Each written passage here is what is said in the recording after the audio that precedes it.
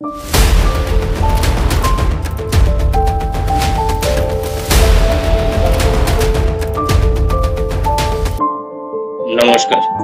আমরা জানি যে 2025 সালের মার্চের মধ্যে সমস্ত শিক্ষক শিক্ষিকা শিক্ষাকর্মী এবং সরকারি কর্মচারীদের সমস্ত ট্যাক্স কাটিয়ে ফেলতে হবে এবং আমরা এই ভিডিওর মাধ্যমে আলোচনা করব 2024-25 ফিনান্সিয়াল ইয়ারে শিক্ষক শিক্ষিকা বা শিক্ষাকর্মীদের কত টাকা ট্যাক্স কাটাতে হবে বা তার একটা হিসেব আমরা এই ভিডিওর মাধ্যমে জানার চেষ্টা করছি। তো স্ক্রিনে দেখতে পাচ্ছেন একটা এক্সেল শিট বানিয়েছি আমরা।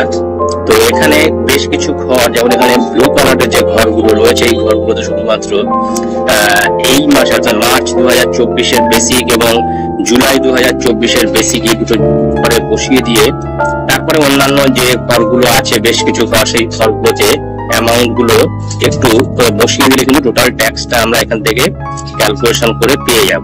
তো এক এক করে শুরু করা যাক। তো প্রথমে এখানে স্কুলের একটা নাম এখানে দিয়ে দেওয়া যেতে পারে। তো আমি দিয়ে দিচ্ছি যে হাই স্কুল, জাস্ট দিয়ে দিচ্ছি হাই স্কুলের নাম দিয়ে দিলাম ARU হাই স্কুল। এখানে যে শিক্ষক বা শিক্ষিকা যার ট্যাক্স ক্যালকুলেশন করা হচ্ছে তার নাম একটা এখানে দিয়ে দেওয়া যেতে পারে। আমি একটা নাম দিয়ে দিলাম। লেভেল লিখলেও হয়, না লিখলেও হয়, প্যান নাম্বার দিলেও হয়, না দিলেও হয়। এখানে দুটো অপশন আছে, এখানে ক্লিক করার পর একটা ওল্ড একটা নিউ। তো নিউ অপশনটাতে আমরা ক্লিক করে এই হিসাবটা দেখি। তো আমরা এখানে হিসাব করে দেখবো যে বেসিকের ঘরে দুটো অ্যামাউন্ট বসালে কি দাঁড়াচ্ছে। তাহলে মার্চের বেসিক হিসেবে আমরা এখানে একটা অ্যামাউন্ট বসিয়ে দিচ্ছি, একটা অ্যামাউন্ট বসিয়ে দিলাম। তাহলে কিন্তু বাকি ঘরগুলো কিন্তু অটোমেটিক ক্যালকুলেশন কিন্তু হয়ে গেল।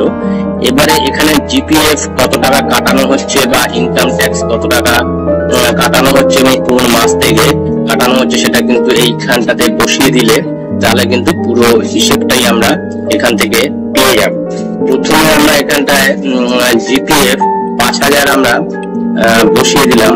তারপর ঘরেই 5000 বসালে এই দাঁড়াচ্ছে এখানেও 5000 বসিয়ে দিলাম। চারটে ঘরেই 5000 বসিয়ে দেওয়া হলো। আচ্ছা, এখানে একটা কথা বলে রাখা দরকার যে 2024-এর এপ্রিল থেকে নতুন করে ডিএ 4% বাড়ানো হয়েছিল। তো সেটা কিন্তু মে মাসে ঘোষণা করা হয়েছিল এবং এপ্রিল থেকে দেওয়া হয়েছিল। সেই জন্য এপ্রিল মাসের কিন্তু ফিগার গুলো সব চেঞ্জ হয়ে গেছে। এটা দেখতেই পাচ্ছেন, এখানে ফিগার গুলো কিন্তু চেঞ্জ হয়ে গেছে। এবারে আমরা জুলাই মাসের বেসিকটা দিয়ে দিই। জুলাই মাসে যেহেতু 3% ইনক্রিমেন্ট হয়, সেই ইনক্রিমেন্ট হয়ে যে বেসিকটা সেটা আমরা এখানে বসিয়ে দিলাম। বাদ বাকি গুলো কিন্তু সব বসে গেছে অটোমেটিক। এবারে আমরা জুলাই মাসের জিপিএফ একটা বসিয়ে দেবো। তো জুলাই মাসে যদি আমরা একই অ্যামাউন্ট আমরা জিপিএফ রাখি, সেইগুলো এখানে বসিয়ে দিই।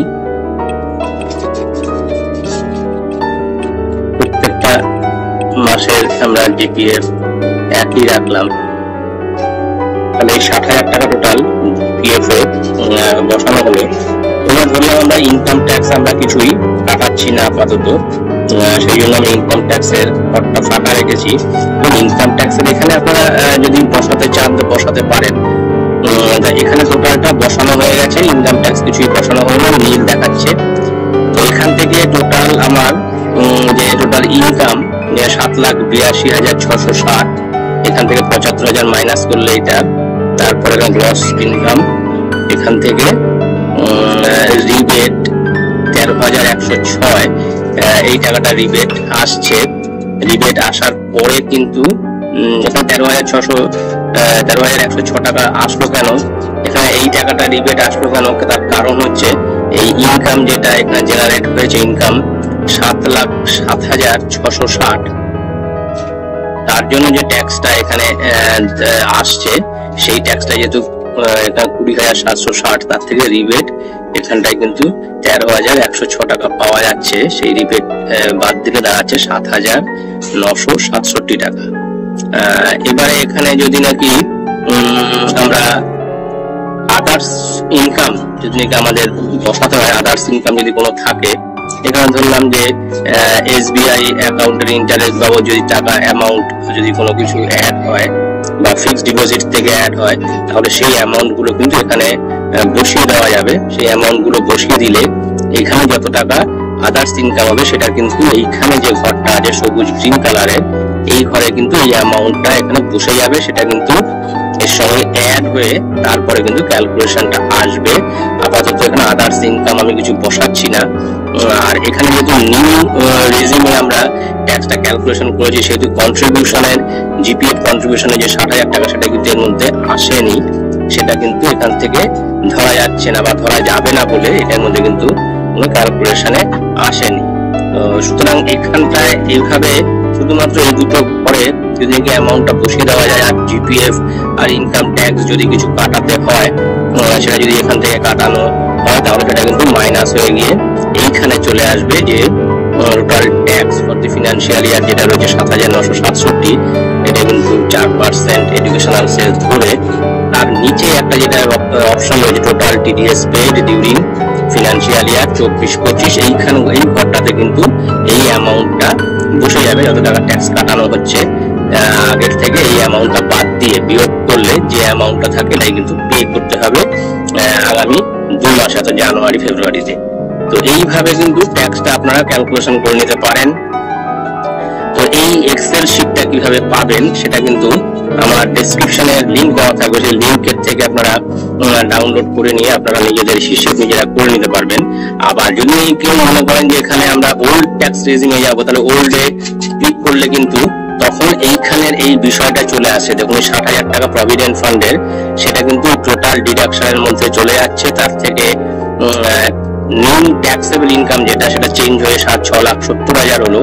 এক্ষেত্রে কিন্তু আবার ওল্ড ট্যাক্স রেজিম অনুযায়ী যে যে পরিমাণ ট্যাক্স দিতে হবে, যে 2.5 লাখ পর্যন্ত ছাড়, পরের 2.5 লাখ পর্যন্ত 5% হারে, আর নেক্সট যেটা রেস্ট থাকছে সেই রেস্টের জন্য হচ্ছে 20% হারে, সেক্ষেত্রে তার 48,415 টাকা ট্যাক্স হচ্ছে যদি নিউ রেজিম থেকে ওল্ড রেজিমে সে দিতে চায়। এবং এখান থেকে তার ডিডাকশন আরো বাদ যাবে, কিছু যদি LIC থাকে বা PPF থাকে সেইগুলো বাদ যাবে। তবে টোটাল কিন্তু এখানটায় যে ডিডাকশন এটা কিন্তু 1.5 লাখের উপরে যাবে না, এই 1.5 লাখের মধ্যেই থাকতে হবে। ম্যাক্সিমাম 1.5 লাখ কিন্তু এখানটায় টোটাল অ্যামাউন্ট গুলো অ্যাড হয়ে এখানে আসবে। সেই 1.5 লাখ টাকাটা কিন্তু বাদ দিয়ে তারপরে ক্যালকুলেশন হবে। তো নিউ ট্যাক্স রেজিম আর ওল্ড ট্যাক্স রেজিমের মধ্যে এই ডিফারেন্সটা থাকছে। ওল্ড ট্যাক্স রেজিমে বেশ খানিকটা টাকা বেশি পড়ছে, কিন্তু আমরা নিউ ট্যাক্স রেজিমে যদি চলে যাই তাহলে দেখবো যে মাত্র 7,967, মানে 8,000 টাকা মতো ট্যাক্স দিয়ে দিলেই তার কিন্তু হয়ে যাচ্ছে। এবং এখানে একটা রিবেট পাচ্ছে, যেটা নিউ ওল্ড ট্যাক্স রেজিমে ছিল কিনা দেখে নি। ওল্ড ট্যাক্স রেজিমে কিন্তু সেই রিবেটটা থাকছে না, সেই রিবেটটা পাচ্ছে না। একমাত্র নিউ ট্যাক্স রেজিমে থাকলেই কিন্তু সেই রিবেটটা পাচ্ছে।